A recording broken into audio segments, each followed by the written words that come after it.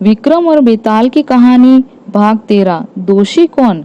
राजा फिर उस पेड़ के पास पहुंचा और जैसे ही मुर्दे को लेकर चला, बेताल ने राजा को अपनी शर्त याद दिलाया कि अगर तू रास्ते में बोलेगा तो मैं वापस पेड़ पर लौट जाऊंगा।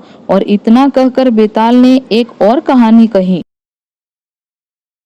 बनारस में देवस्वामी नाम का एक ब्राह्मण रहता था। उसके हरिदास नाम का पुत्र था। हरिदास की बड़ी सुंदर पत्नी थी। नाम था उसका लावण्यवती। एक दिन वे महल के ऊपर छत पर सो रहे थे कि आधी रात के समय एक गंधर्व कुमार आकाश में घूमता हुआ उधर से निकला। वह लावण्यवती के रूप पर मुग्ध होकर उसे उड़ाकर ले गया। जागने पर हरिदास ने देखा कि उसकी स्त्री नहीं है, तो उसे बड़ा दुख हुआ और वह मरने को तैयार हो गया।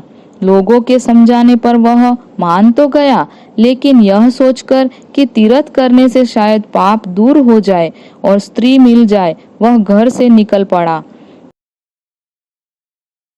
चलते चलते वह किसी गांव के एक ब्राह्मण के घर पहुंचा।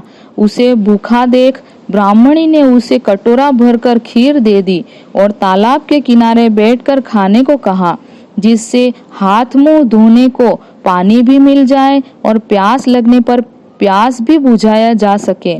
हरिदास खीर लेकर एक पेड़ के नीचे आया और कटोरा वहां रखकर तालाब में हाथ मुंह धोने लगा।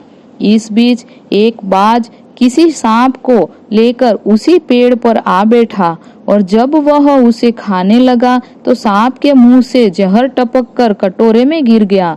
हरिदास को कुछ पता नहीं था।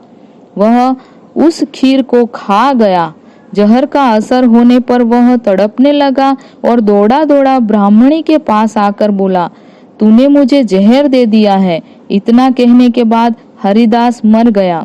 पति ने यह देखा तो ब्राह्मणी को ब्रह्मघातिनी कहकर घर से निकाल दिया। इतना कहकर बेताल बोला, राजन बताओ कि सांप, बाज और ब्राह्मणी इन तीनों में अपराधी कौन है। राजा ने कहा, कोई नहीं। सांप तो इसलिए नहीं क्योंकि वह शत्रु के वश में था। बाज इसलिए नहीं कि वह भूखा था, जो उसे मिल गया उसी को वह खाने लगा।